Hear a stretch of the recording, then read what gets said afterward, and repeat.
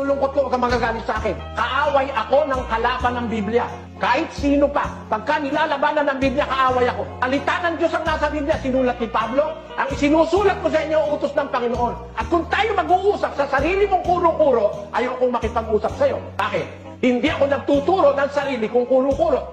This is the reason why inuusig ako ng kalaban ko sa pananampalataya. Galit sa akin ang mga born again kasi tinututulan ko yung ikapo. Eh kung magagalit ka rin sa akin dahil pinaiiral mo sarili mong kuro-kuro, hindi ako papayag na baguhin mo yung nakasulat sa Biblia, kapatid. Kahit sino ka pa, kahit magalit ang buong lahi mo sa akin, hindi ako papayag, baguhin mo yung nababasa kong salita ng Diyos sa Biblia. Dahil iginagalang ko yung Diyos na kinikilala ko. Yung salita niya ay yun ang totoo para sa akin. Akalinig ako ng lalaban doon, hindi ako papayag. Lalabanan ko kayo ng diskusyon kahit magpatong-patong kayong lahat. Yan ang aking prinsipyo. Ang hirap din mga iba nagdudulong-dulungan eh. Akala mo ang karunong lang nila. Akala mo alam na nila ang buong katotohanan. Pero I dare anybody, lahat ng nakakarinig sa akin, kung kayo'y mas matalino at mas alam nyo ang totoo, ba't hindi kayo mangaral? Wala ba kayong pagmamahal sa inyong mga anak at mga asawa at mga kamag-anak at kababayan?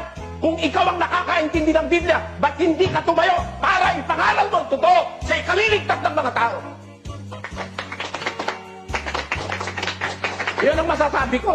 Kung ikaw ang inihalal ng Diyos na makaalam ng totoo kaysa sa akin, ba't hindi ikaw ang lumagay sa gitna ng mga tao at magsisigaw na kagaya ng ginagawa ko?